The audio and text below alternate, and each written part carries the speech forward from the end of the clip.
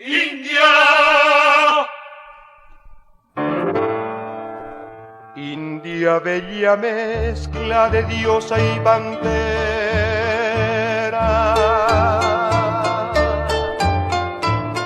doncella desnuda que habita el Guairá.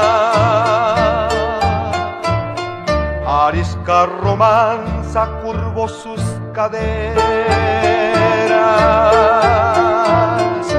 copiando un recodo de azul Paraná.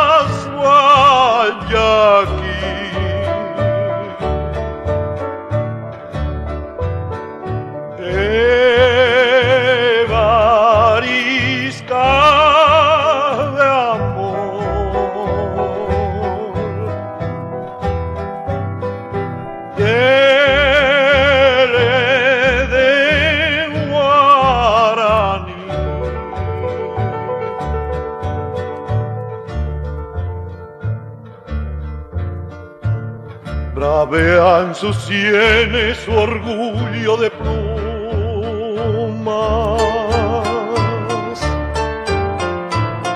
Su lengua es salvaje, panal de Iruzú, collar de colmillos de tigres y pumas.